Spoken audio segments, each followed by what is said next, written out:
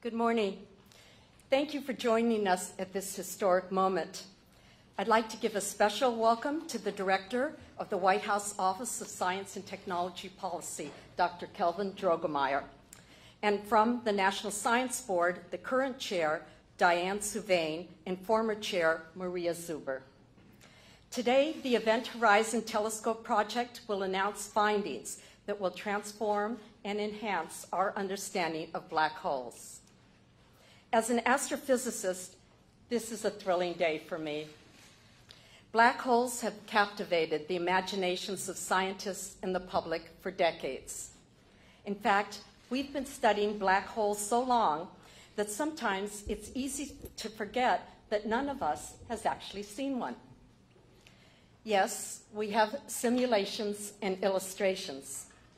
Thanks to instruments supported by the National Science Foundation, we've detected binary black holes merging deep in space. We've observed the episodic transfer of matter from companion stars onto black holes.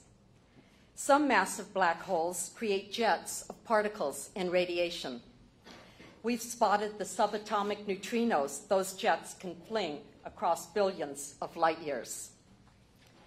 But we've never actually seen the event horizon, that point of no return after which nothing, not even light, can escape a black hole. How did we get here?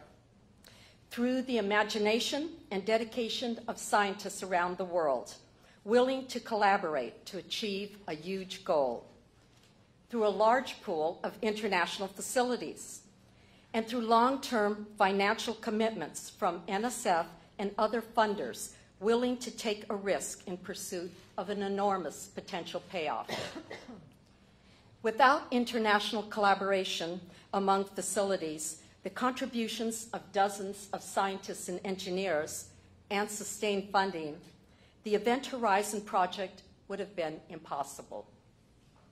No single telescope on Earth has the sharpness to create an unblurred, definitive image of a black hole's event horizon. So, this team did what all good researchers do. They innovated. More than 5 decades ago, other NSF-funded researchers helped lead the development of very long baseline interferometry, which links telescopes computationally to increase their capabilities. This team took that concept to a global scale, connecting telescopes to create a virtual array the size of the Earth itself. This was a Herculean task, one that involved overcoming numerous technical difficulties. It was an endeavor so remarkable that NSF has invested $28 million in more than a decade, joined by many other organizations in our support, as these researchers shaped their idea into reality. I believe what you're about to see will demonstrate an imprint on people's memories. The Event Horizon Project shows the power of collaboration, convergence, and shared resources, allowing us to tackle the universe's biggest mysteries. And now I'm going to hand over this to our distinguished panel, starting with Dr. Shep Doeleman, EHT's director.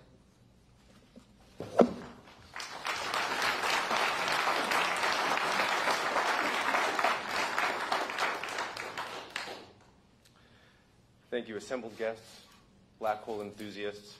Black holes are the most mysterious objects in the universe. They're cloaked by an event horizon where their gravity prevents even light from escaping. And yet, the matter that falls onto the event horizon is superheated, so that before it passes through, it shines very, very brightly. We now believe that supermassive black holes, millions, even billions of times the mass of our sun, exist in the centers of most galaxies. And because they are so small, though, we've never seen one. There, though, they can outshine the combined starlight of all the constituent stars in those galaxies.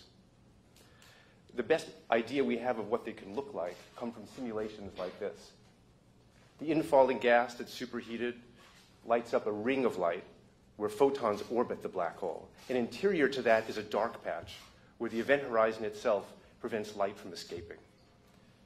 The Event Horizon Telescope project is dedicated to the idea that we can make an image of this black hole, that we can set a ruler across this shadow feature, measure the photon ring, and test Einstein's theory where they might break down. It also will allow us access to a region of the universe where we can study precisely the energetics and how black holes dominate the cores of galaxies. To do this, we worked for over a decade to link telescopes around the globe to make an Earth-sized virtual dish. The aim is to, the Event Horizon Telescope achieves the highest angular resolution possible from the surface of the Earth. It's the equivalent of being able to read the date on a quarter in Los Angeles when we're standing here in Washington, D.C. In April of 2017, all the dishes in the Event Horizon Telescope swiveled, turned, and stared at a galaxy 55 million light years away. It's called Messier 87 or M87. And there's a supermassive black hole at its core. And we are delighted to be able to report to you today that we have seen what we thought was unseeable.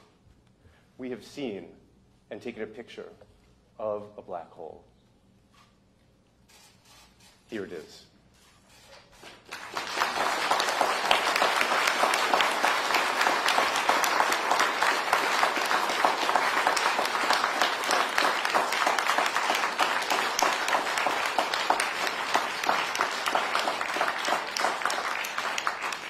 This is a remarkable achievement. What you're seeing here is the last photon orbit. What you are seeing is evidence of an event horizon. By laying a ruler across this black hole, we now have visual evidence for a black hole. We now know that a black hole that weighs 6.5 billion times what our sun does exists in the center of M87. And this is the strongest evidence that we have to date for the existence of black holes. And it is also consistent, the shape of this shadow, to the precision of our measurements with Einstein's predictions. The bright patch in the south that you see tells us that material moving around the black hole is moving at light speeds, which is also consistent with our simulations and predictions. And this image forges a clear link now between supermassive black holes and the engines of bright galaxies. We now know clearly that black holes drive large-scale structure in the universe from their home in these galaxies. And we now have an entirely new way of studying general relativity in black holes that we never had before. And as with all great discoveries, this is just the beginning. So imaging a black hole doesn't come easily. I can tell you that from personal experience, as can many people here in the audience. It's required long-term developments, a committed team, but it also required some very interesting cosmic coincidences. Take, for example, the maelstrom you see before you, like the hot gas swirling around the black hole. A photon has to leave from close to the event horizon, travel through the hot gas in falling to the black hole, and light rays of a millimeter wavelength, radio waves, can make that journey. Not all of them can. Then that radio wave has to propagate 60,000 years through the M87 galaxy, and then another 55 million years through intergalactic space. And then it winds up in the Earth's atmosphere, where its greatest enemy, the greatest danger, is that it will be absorbed by water vapor in our own atmosphere. So the Event Horizon Telescope uses telescopes at high dry sites so that we can see the photons that have traveled to us so far. So far, so good. We have the photons. But the M87 shadow is very, very small compared to the galaxy that surrounds it. So in order to see it, we needed to build a telescope as large as the Earth itself, given the wavelength of light we were trying to observe. And to do that, we use a technique called very long baseline interferometry, which you can see a schematic of here. Radio waves from the black hole hit radio telescopes, where they're recorded with the precision of atomic clocks that lose only 1 second every 10 million years. When you've registered these radio waves so precisely, you can then store them on hard disk drives, send them to a central facility where they can be combined precisely. It's exactly the same way that a mirror used at an optical telescope reflects light perfectly and in synchronicity to a single focus. And when we do this, we can synthesize a telescope that has the resolving power as though we had one the size of the distance between these telescopes, truly turning the Earth into a virtual telescope. All the sites that we used can be seen here. We have telescopes from Hawaii to Arizona to Mexico to Chile to the South Pole and Spain. But even this broad global network is not enough by itself to make an image. You can think of them as being silvered spots on a large global mirror. The key is that the Earth turns. During a night of observing, we are able to sweep out more baselines, more coverage of this virtual mirror to make our image. So on the left, you'll see the Earth turning. Every pair of telescopes provides us with one point on the center panel, which fills in the Earth-sized virtual lens. And on the right, you see the evolving image. The more and more data we get, the more we fill in this virtual mirror, the sharper our view of the black hole becomes until you wind up seeing what we have as the final image there. So we've taken advantage of a cosmic opportunity. It's remarkable when you think about it. Light that left near the event horizon, traveled all the way through intergalactic space. It hit our telescopes. The Earth just happens to be the right size. So we get resolving power so that we can see the black hole in M87, whose mass and distance let us observe it.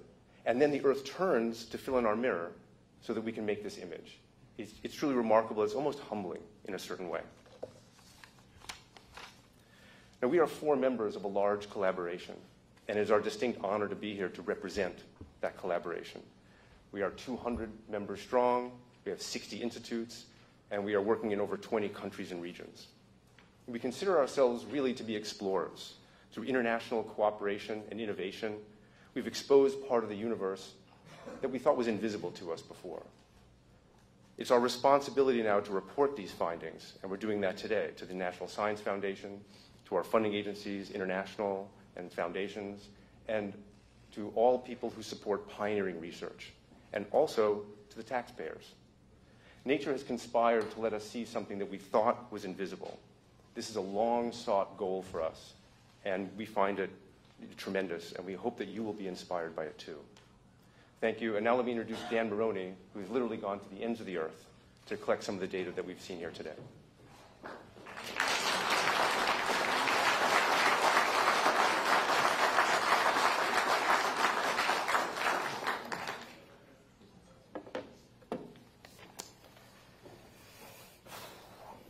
Thanks, Chip. So, I should advance the slide. There we go. So the heart of our measurement is, of course, the EHT array. It would have been an expensive, enormous undertaking to build a dedicated array just to do this experiment. So we didn't do that. Instead, we built an international partnership that allowed us to use submillimeter telescopes all over the world.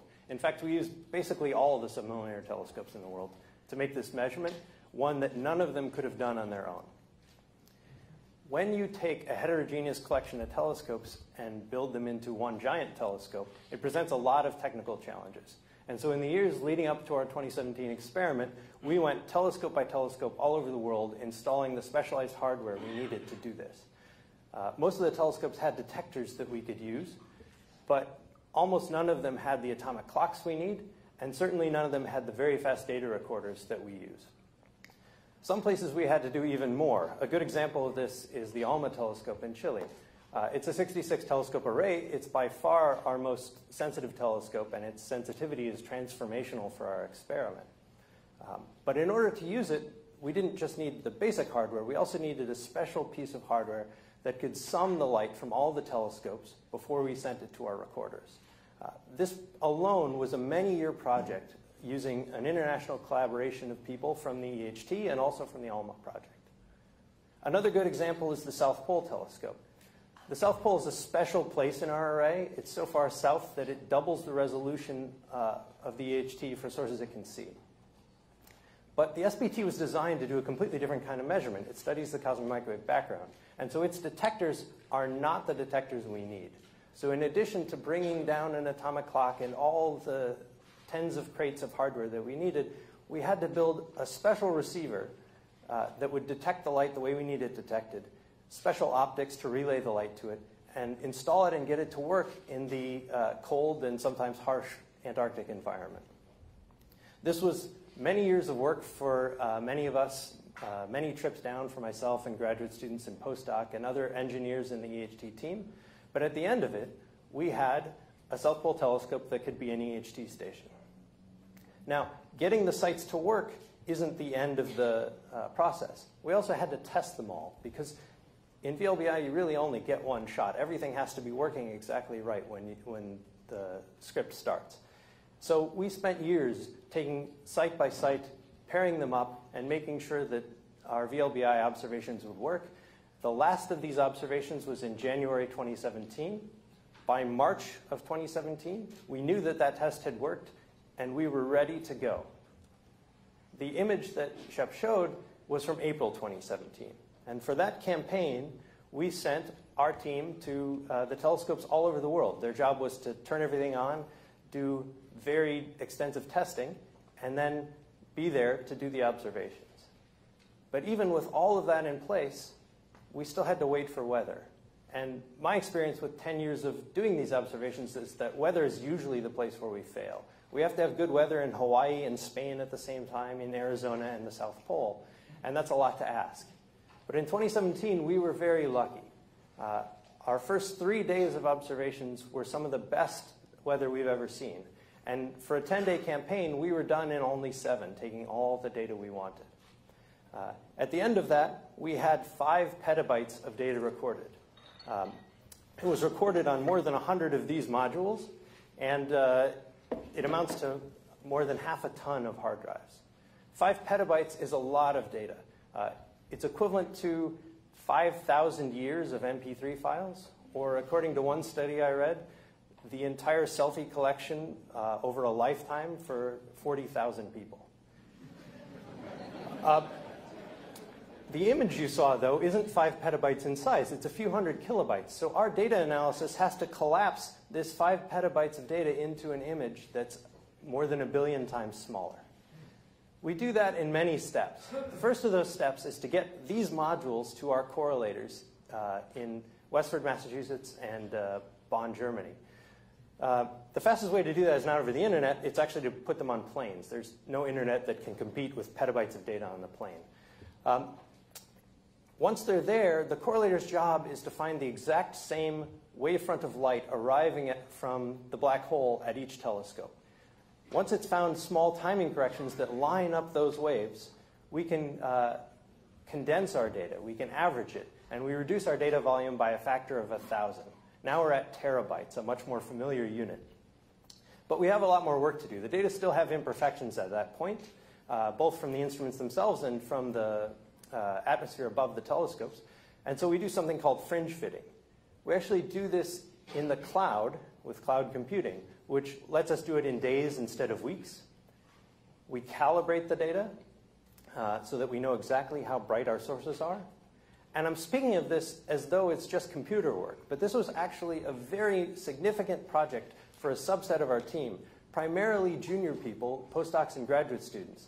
And they deserve an enormous amount of credit for their diligence and dedication, because without it, we couldn't have made an image.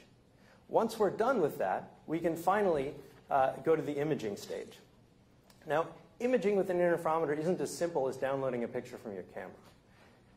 Fortunately, though, the math that we use for it has been around for more than 200 years. The principle is well understood.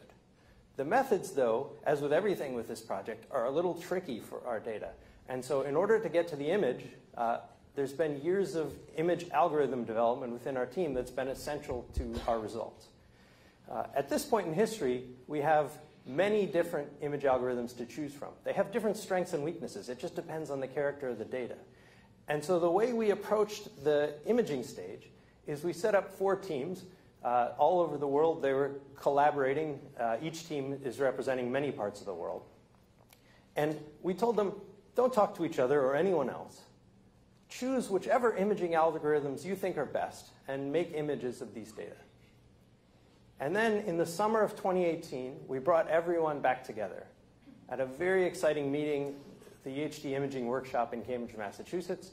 If you couldn't be there, you certainly called in from the internet because you wanted to see the presentation. And in a very exciting presentation, we revealed to the other teams and to ourselves what we'd found. And what we saw in those images were 4 very similar pictures, looking almost exactly like the one you see today. An emissive ring surrounding the shadow of a black hole. It was a wonderful day of science, And I'm glad that after a few more months of very careful checking and paper writing, that we're finally able to share it with you today. And now I'd like to hand off to my colleague Avery Broderick to talk about the interpretation.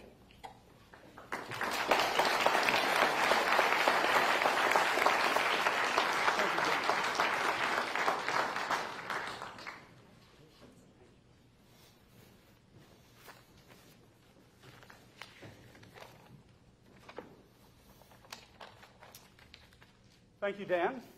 It is an enormous pleasure to be with you this morning to share in this extraordinary moment. As Shep said, we have now seen the unseeable. Now, what does it all mean? Every photon in these first EHT images began its journey in a churning maelstrom embedded in the most extreme environment in the known universe, the vicinity of a black hole. In M87, the crucible in which these photons were born was powered by the black hole in two distinct but related ways. First, via an accretion flow, a violent disk of orbiting gas driven inextricably toward the event horizon. By the time the material is making its final plunge, it is crashing into itself at nearly light speed, transforming the gas into a 100 billion degree plasma. Second, through astrophysical jets, narrow beams of outflowing material speeding away from the black hole at nearly the speed of light. These jets are powered by black hole spin.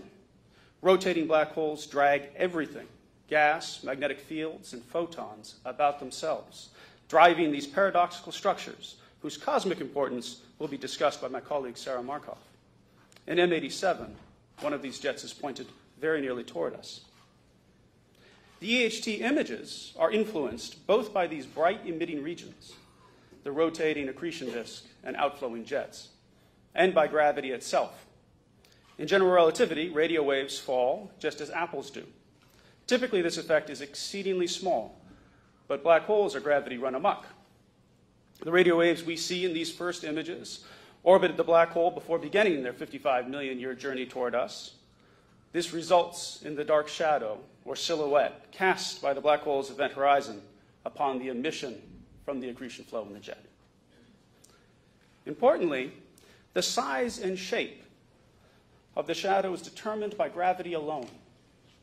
General relativity makes a clear prediction for both of these features. To within 10%, the shadow should be circular, with the diameter determined solely by mass, multiplied only by fundamental constants. However, as with all voyages of discovery, when we began this expedition of the mind, we did not know what we would find.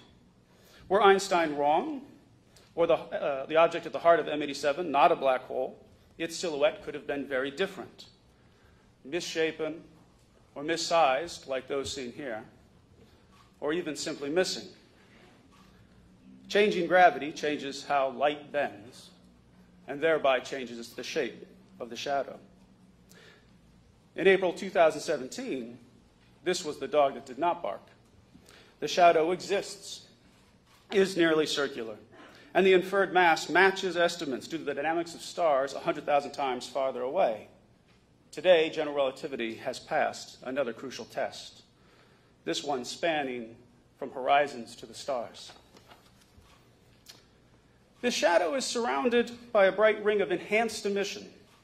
Oh, we'll skip this. Enhanced emission due to those photons that just escaped the black hole's clutches. The properties of this ring-like feature result from the astrophysical dramas that unfold on gravity's stage. To understand these dramas, over the past 3 years, the EHT collaboration has undertaken an unprecedented simulation effort at research institutions across the globe. This has generated the largest collection of simulations ever assembled of the accretion flow and jet launching region in M87. The southern brightness excess arises directly from near light speed rotational motions near the black hole. Regions that move toward us at nearly the speed of light are bright. Those that are moving more slowly or away are dim. From these, we have inferred the sense of rotation of the black hole. In M87, the black hole spins clockwise. Moreover, the excellent quantitative agreement between the EHT images and generic theoretical expectations of a bright crescent-like feature with a dark interior provide significant confidence in our interpretation. The object at the heart of M87, the object that powers M87's jets, is a black hole like those described by general relativity. Importantly, in combination with infrared and optical flux measurements, we can now rule out a dim but otherwise visible surface. That is, this does indeed appear to have the defining feature of a black hole, the event horizon, that point of no return. Today, several complementary windows have opened upon black holes. Science fiction has become science fact. Together, two of these windows, the EHT and LIGO, which reported the first detection of gravitational waves a short 3 years ago, have verified another key prediction of Einstein's theory of gravity. Despite varying across a factor of billion in mass, known black holes are all consistent with a single description. Black holes big and small are analogous in important ways. What we learn from one necessarily applies to the other. At this point, I would now like to hand the story off to Sarah Markoff, who will describe the broader astrophysical implications of these first EHT images. Thank you.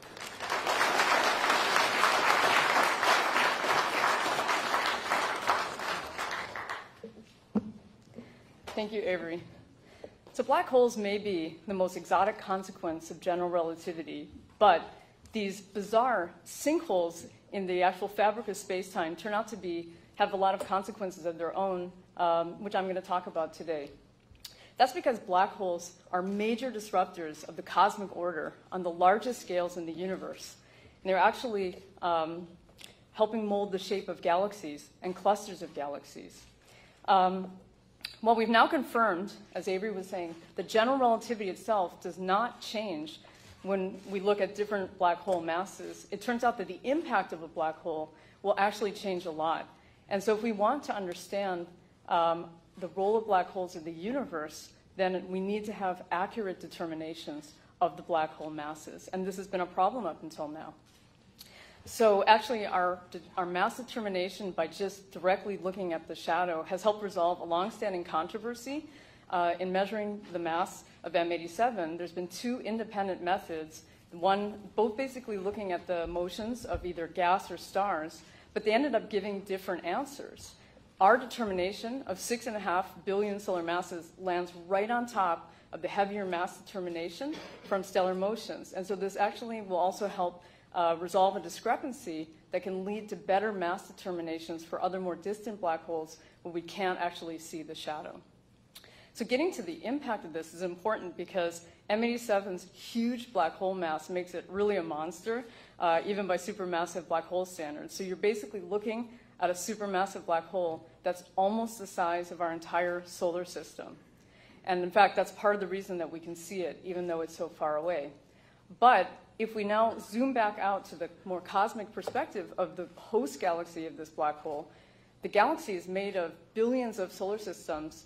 And so on those scales, the black hole itself is minimally small. It's about 100 million times smaller than the galaxy.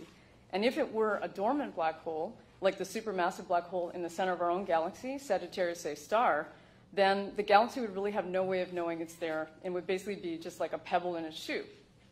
But when a black hole is what we call activated by gravitationally capturing material, it starts to convert that fuel into other forms of energy with an efficiency that can be almost 100 times better than nuclear fusion that powers the stars like our sun. And so when that happens in these active phases, black holes temporarily become the most powerful engines in the universe. And they go very quickly from being a pebble in the shoe to a thorn in the side of the galaxy, literally. And the thorns in this case being the jets that Avery was mentioning. In the most extreme cases, these jets can actually penetrate through the entire galaxy and well beyond. But the power that's coming out, we can't see with our own eyes. So if we want to understand them, we have to look in other wavelengths. So we look with telescopes across the electromagnetic spectrum. So I'm going to give you an example of this. This is another very active black hole system, and it's a combined image. So you see in white from NASA's Hubble telescope, the elliptical galaxy Hercules A in the center, and then overlaid in blue is the radio waves from the National Science Foundation's Very Large Array. And these radio waves are basically tracing magnetic fields in space. So this tells us that these jets are just enormous fountains of magnetized material that are being sprayed out from the black hole, not the black hole itself, but near the black hole, nearly at the speed of light. And these particular jets are 100 million times bigger than the black hole that launches them. Now, if we add another layer, we're going to look in the X-rays now from NASA's Chandra Telescope. And X-rays are probing extremely hot gas, like billions of degrees. So we're seeing the entire system is embedded in a halo of hot gas. And we can use this information to calculate how much energy the jets have to bore through all this material. And what we find is that the jets are carrying the equivalent of 10 billion supernova in energy deposited over one of these active cycles. So this is, these kinds of interactions are basically very important because this tiny black hole on these scales is somehow launching these structures and also managing to heat the gas to prevent stars from forming. And since galaxies grow by forming more stars, this has the effect of truncating galaxy growth. And we think it's through these types of interactions that black holes help shape the largest structures, galaxies, and clusters of galaxies, and make them look the way they do today. Now, M87 is in a much more modest active state, but as you can see, this is also from Hubble. It's still managing to launch pretty magnificent jets. And these jets are emitting across the electromagnetic spectrum as well. So we need this information to be able to fully understand the system. But if we zoom way out now to the cluster of galaxy scales, this is another combined image where you see red in radio and blue in X-ray. You see just a mess of structures. And we think this is telling us about M87's black holes' past interactions really affecting the cluster scales on time scales of hundreds or tens of hundreds of millions of years. So until now, well, we always thought that black holes were behind these large structures, driving these engines, but we never knew. And now with EHT, we have direct evidence of the root of these problems, and we can look at this, and we can now start to make, to understand, combining strong gravity, magnetic fields, and looking at atomic level processes to understand how these processes interplay and conspire to make these enormous structures that are basically affecting the largest scales of the universe. And so to capture all of this information, we need to combine our observations with those across the multi-wavelength spectrum. And so, as you heard from Dan, there's a lot of complexity in these observations, and we added to that by doing a complicated Sudoku of coordination with many facilities across the globe and also in space. And this is similar to the campaign that was run with LIGO for gravitational waves. It's very important to combine signals, both from photons and particles. And so by doing this, we expect that EHT is going to play an active role in this new era of international multi-messenger astronomy.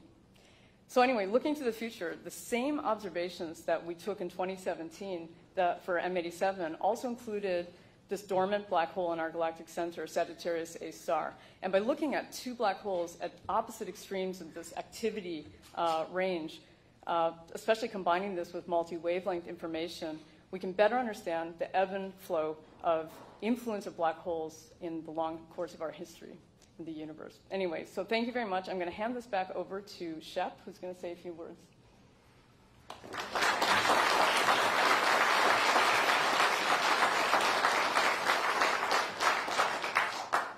Thank you, everyone. I just want to point out that when we first started the Event Horizon Telescope project, the group was small, and I think it had to be small and nimble to carry out precursor experiments and develop the first kinds of techniques and instrumentation that enabled us to move the field forward.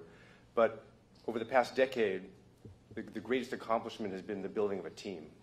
As I said before, we're now 200 people strong, many institutes, over 20 countries and regions. And if you want to reduce petabytes of data, if you want to develop new imaging algorithms, if you want to image a black hole, then you need a large team. And it has included many early career scientists, senior scientists, and many of them are here with us today.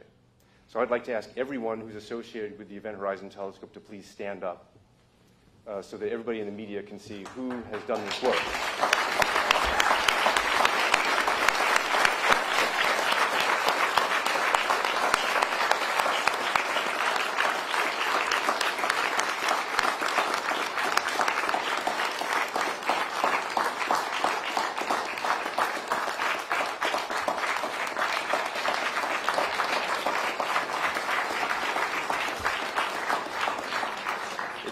it's a true pleasure and privilege to work with this crew. And I urge all the media to please go seek them out to learn how the sausage was actually made, how the black holes were actually imaged. I also want to say something in particular about funding and support. This has been a high-risk but high-payoff endeavor. Sometimes you have to kiss a lot of frogs before you get the prints, before you get the black hole image. And you need supporters, you need funders who will stand by you for long periods of time, who take the long view, who understand that basic science never goes out of style, and who also understand that basic science, you never know when it's going to pay off, but ultimately it usually does, and that you have to play the long game. And we had wonderful partners with the National Science Foundation, with our international funding agencies and foundations, and our hat is off to them for sticking by us for so long.